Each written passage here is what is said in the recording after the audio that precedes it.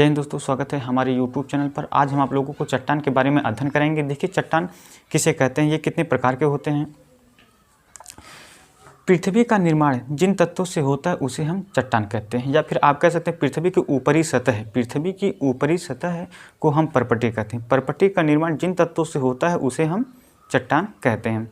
या फिर आप क्या कह सकते हैं कि भूपटल का निर्माण जिन तत्वों से होता है उसे हम क्या कहते हैं, चट्टान कहते हैं। चट्टान कितने प्रकार के होते हैं, ये 3 प्रकार के होते हैं, आग्नेय, अवसादी और कायांतरित या रूपांतरित। अवसादी चट्टान को हम परतदार चट्टान भी कहते हैं।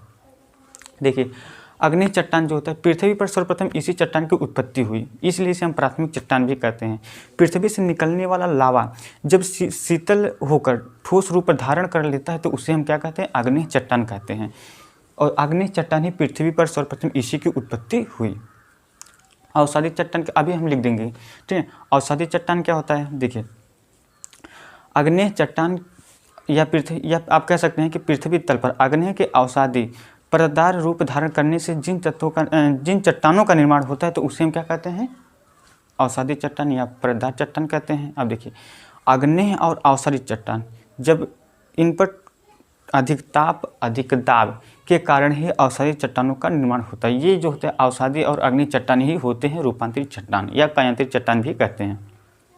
देखिए पृथ्वी से निकलने वाला मैग्मा, ज्वालामुखी से निकलने वाला मैग्मा, ये पृथ्वी तल है, इससे निकलने वाला मैग्मा जब पृथ्वी पर आकर यह ठोस रूप धारण कर लेता है, शीतल, जब कोई लावा पृथ्वी से निकलता है या ज्वालामुखी के माध्यम से निकलता है तो वह अत्यधिक गर्म होता है। तो गर्म होता है तो ये पृथ्वी यानी कि पृथ्वी की सतह पर आकर यह ठोस रूप धारण कर लेता है, उसे हम कहते हैं आग्नेय चट्टान,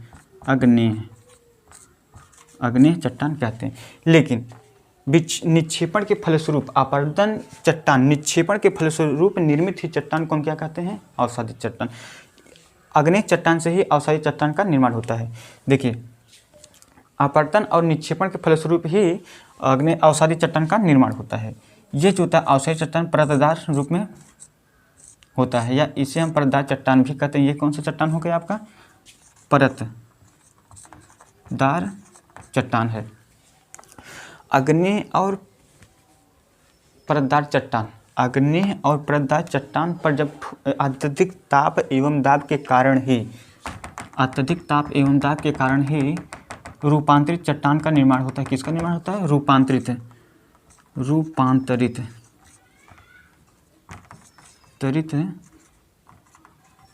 चट्टान का निर्माण होता है।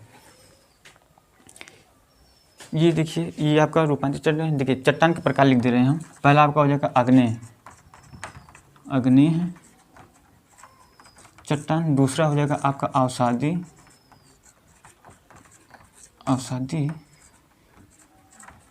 चट्टान, तीसरा जो हो जाएगा आपका कायांत, इसे हम अवसादी चट्टान को हम कहते हैं परतदार चट्टान। तीसरा जो हो जाएगा आपका रूपांतरित,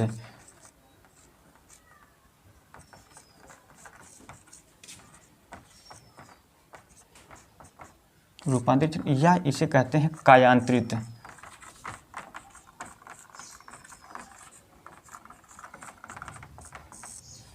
रूपांतरित चट्टान या कायांतरित चट्टान कहते हैं। देखिए ये तो आपका हो गया चट्टान, ठीक ना।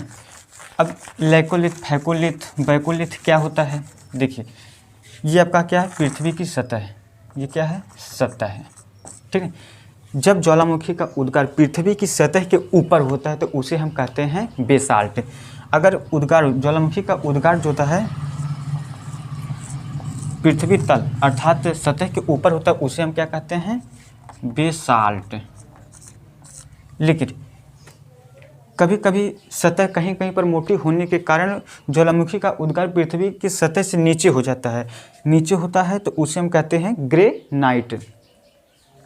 ग्रेनाइट कहते हैं। लेकिन जब यही ज्वालामुखी का उद्गार पृथ्वी तल के नीचे होता है या फिर सतह के नीचे होता है तो लेकिन जब यह गुंबदाकार रूप धारण करता है तो कैसा रूप, गुंबदाकार रूप धारण करता है तो उसे हम कहते हैं बैकोलिथ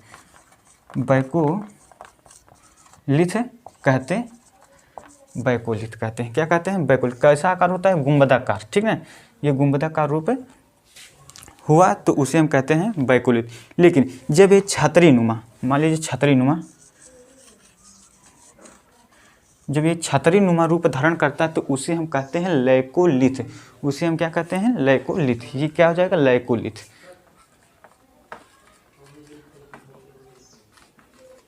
लैकोलिथ। लेकिन अगर ये लहरनुमा रूप धारण करे तो लहरनुमा रूप धारण करे तो इसे हम कहते हैं फैकोलिथ। क्या कहते हैं? फैको। ये क्या हो जाएगा? फैकोलिथ।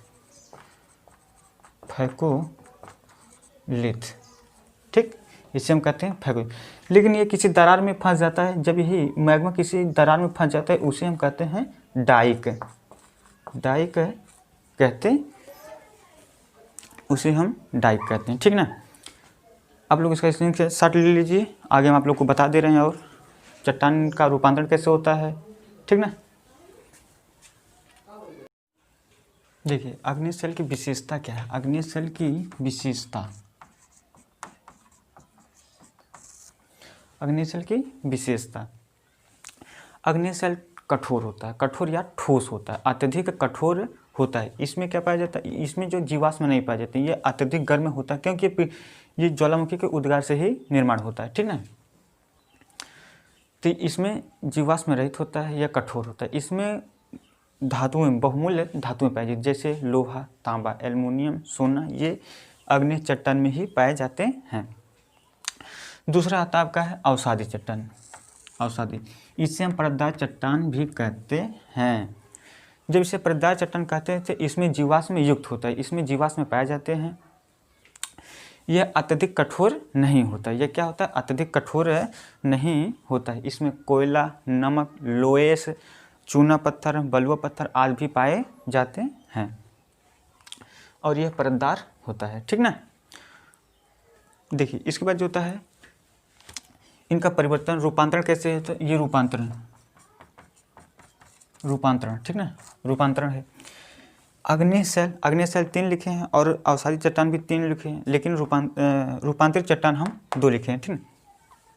देखिए अग्नेय चट्टान ग्रेनाइट का जो होता है ये किसमें रूपांतरण होता है? नीस में। किसमें? नीस में रूपांतरण होता है। बेसाल्ट जो होता है, बेसाल्ट रहेगा, ठीक है।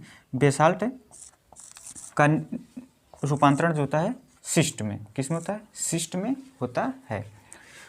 और जो होता है गेब्रो जो होता है सर्पेटाइन में होता है। ये तो आपका हो गया अग्नेय सेल। दूसरा जो होता है अवसादी चट्टान या अवसादी सेल, इसमें जो चूना पत्थर जो होता है ये अवसादी चट्टान है। इसका रूपांतरण जो होता है संगमरमर में होता है। किसमें होता है?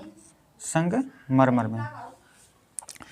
और दूसरा जो होता है बलुआ पत्थर का जो होता है रूपांतरण क्वार्टजाइट में होता है। तीसरा जो आता है आपका है डोलोमाइट, इसका रूपांतरण संगमरमर में ही होता है। देखिए अब आता है आपका रूपांतरण या रूपांतरित चट्टान। रूपांतरित चट्टान का भी रूपांतरण होता है। कैसे होता है? ताप एवं दाब के कारण ही होता है।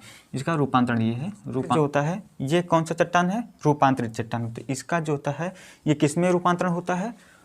फाइलाइट। इसमें होता है सिस्ट में होता है। सिस्ट में होता है।